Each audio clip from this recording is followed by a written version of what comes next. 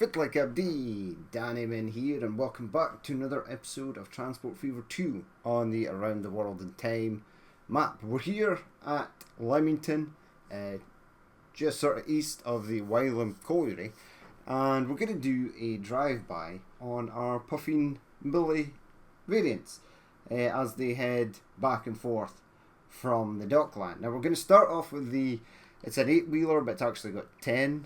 And I'll explain why, because we've got some information from Wikipedia, etc., on the good old Puffin Billy. There was also another loco made as well. I think 3 or 4 of these were made, and the other one was called the Wylam Dilly, which we don't have, but it's a pretty cool name, the Wylam Dilly. And one of the photographs of the Wylam Colliery, there's a picture of a Puffin Billy taking a sort of mixed freight consist, and it's got a carriage in it for workers, it's got a flatbed, it's got a couple of coal wagons. I just added this oil tank on just to make it sort of look kind of cool. The standard Puffin Billy that we've got as well has just got its normal consist, but it's actually on its way down. I've added some assets here as well, some Puffin Billy assets that are pretty cool, but we'll jump on this one. It's got a lovely little sound. This is Steve M4's Puffin Billy mods, and they're great. They're absolutely fantastic. It's great that we get to use them, and we get a little bit of history of the first sort of UK railways. This one has taken about 1 billion years to load up. I don't know why. It should be good to go. The crane is moving. We're definitely on pause. Right, there we are. So, this gentleman here does not have much of a view, unfortunately. But yeah, off we go. Just bang our head on the crane there, slightly, and we head off to the colliery, which is pretty cool. That bucket on that crane is actually a little wagon. That's pretty cool. So off we go. Now it's quite slow. I've got actual track speed set to 10 miles per hour as it comes out here. Now the standard 4-wheel Puffin Billy is actually quite a significant bit faster than this one, the 10-wheeler. I don't know why that is, but I do know that they had issues with the standard Puffin Billy and 4-wheel configuration due to the tracks not being sort of strong enough. So they did add, well, the 10-wheeler version that we are riding on now, and then I think in 1830 they relaid the actual tracks to support heavy goods locomotives or heavy steam locos, or well, the new age, because they were quite new in 1830s still.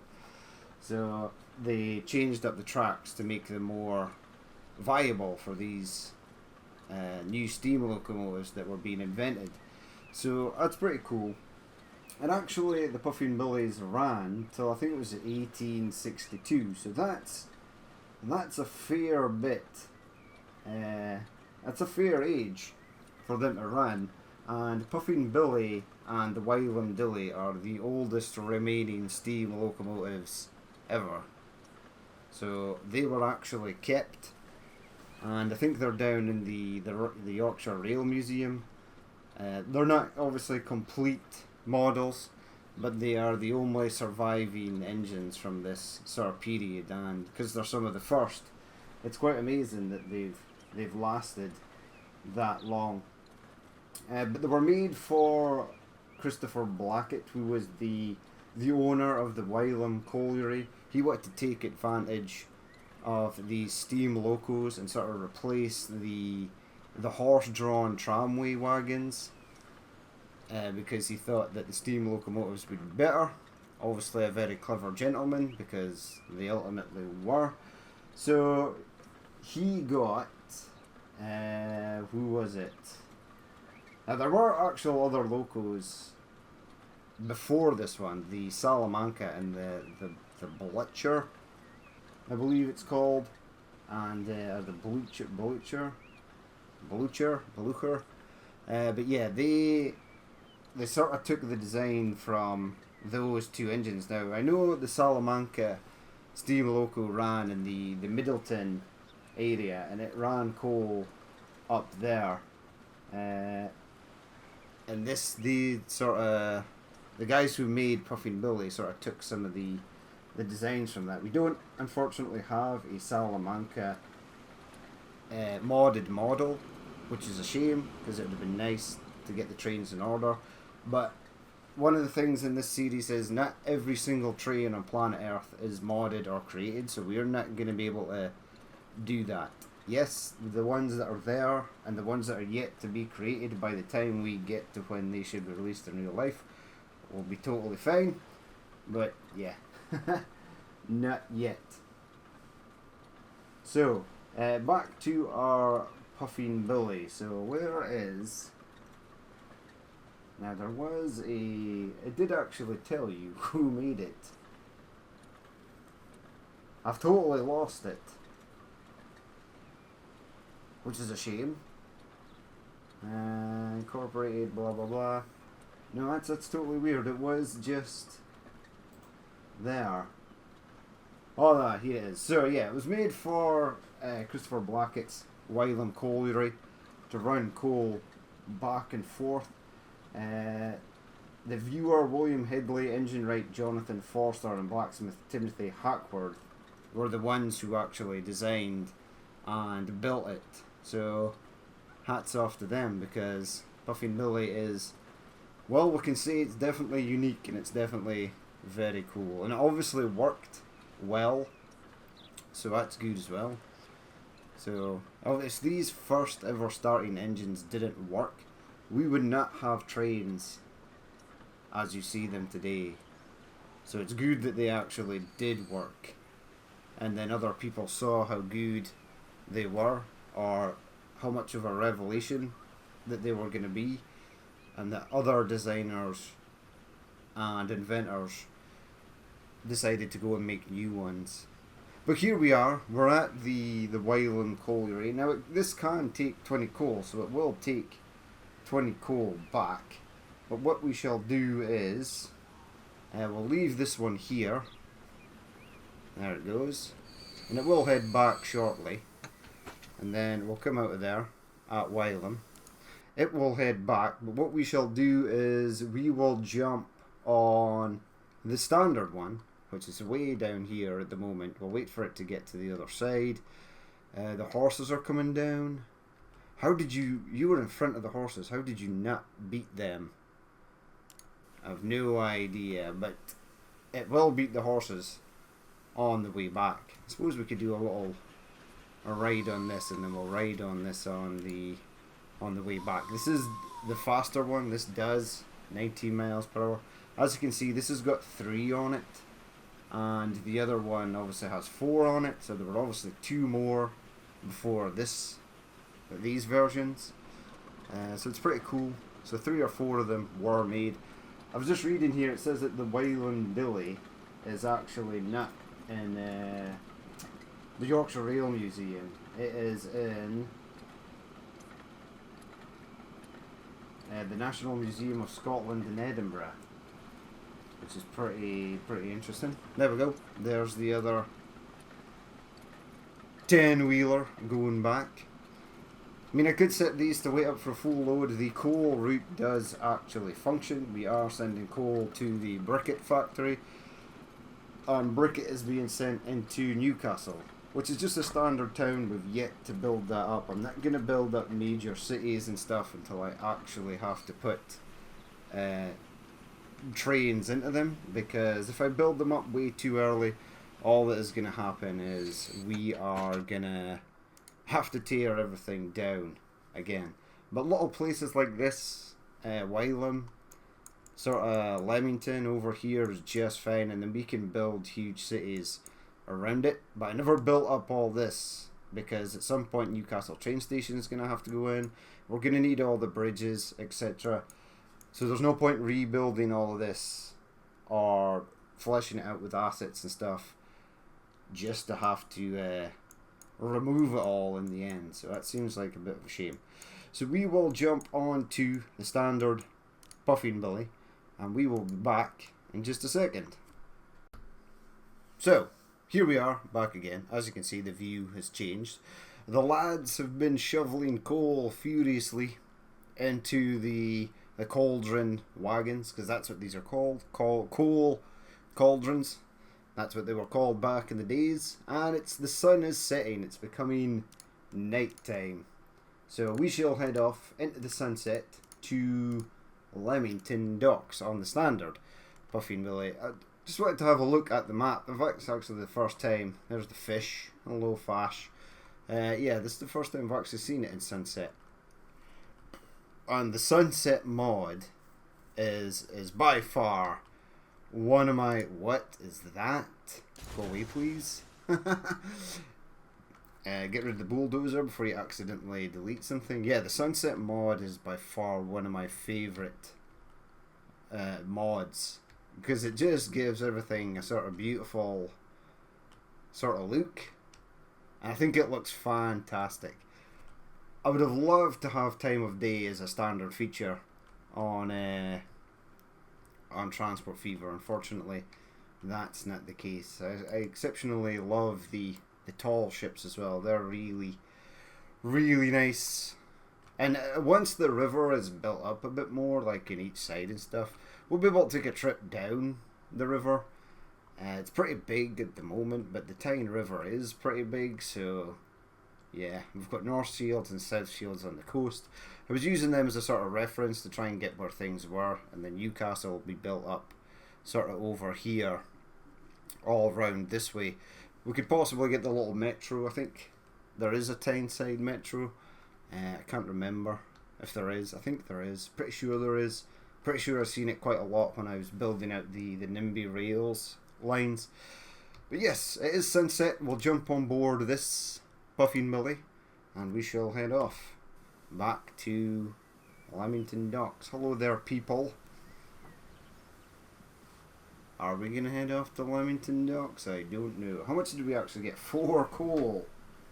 So the lads have not been busy. The lads have been slacking. Wait, why is that going? Because, yeah, there's another one there. The horses are in there. They could be stabled up for the evening. Why the hell not? Yeah, so great mods these. They're Steve M4 mods. He does a lot of the old school vintage railway heritage classics, and they're great models. I've not a bad word to say about any of the models he's ever done. Never had any issues with them. They've always worked perfectly. There is actually a mod as well where you can set the Transport Fever 2 start date by going into some Lua files. Not really a mod. I think it's more like a guide on how to go into the game files and do that. I was going to do that, but I think it's easy enough for me to sort of keep track. I mean, the date time always says 1850, but it won't be long before we're at 1850, and then we can sort of progress forwards. So it's not really an issue for me. There is the same sort of mod in like Workers and Resources, Soviet Republic, and it works fantastically. That is really good, because then it will just give you unlockable vehicles that arrive in that time. But there's a lot of mods on Steam Workshop for older trains before the 1850s that will only sort of spawn in 1850. There are some of them that do have the dates, like the Coalbrookdale stuff has got like the 1802, 1804, so they will spawn at that time, but some of the other ones will only spawn at 1850. And it's easy to get stuff to spawn. You just fast forward the date to when the vehicle spawns, and then you can buy it, store it in a workshop or a depot, and then set the date to go back to the time you need it to, and then bring that out. That vehicle will not despawn once you've sort of bought it. So there is ways around it. So here we go, heading through the trees. We're off the sort of wooden tramway next to the river, which I thought was kind of cool. I'm actually surprised I got that to work. It does look a bit strange when you're looking at it from the riverside, because the wall is sort of half on the tramway and sort of half floating in midair, which is great. So it's not completely perfect. This fence here is not completely perfect either, but some of the things I've noticed about the fences, there are ones that you can build like roads, and they're click and drag. You click and drag it and it will build it like a road, and some of them give you like one fence module or 5 or 10, and you have to sort of place them together. It's time consuming, and if you don't get it just right, it looks kind of stupid. Kind of like this fence nearest the shark on the left hand side sort of does, but I like this fence, so I wanted to use it. And it doesn't adhere to height changes as well, so if the first fence you place is slightly higher up and the next one has a sort of little elevation change for lower or higher, then it will be higher or lower above the other fence, so it looks kind of weird. But there we go, there's the briquette factory in the background. There's our sheep farm. I'm still on the hunt for pigs. I'm sure there's an animal asset placer that has pigs. I maybe just overlooked it. I was maybe being dumb. But the pigs should be over there in that spare field with all the mud. A little workshop area here. I'm going to add a couple of things in here after I've finished recording this, just to sort of dress up a bit. I don't know why. Just in case we revisit this map, I like to know that it's all there. So here we go into Lemington. We're coming into Lemington. Get it right.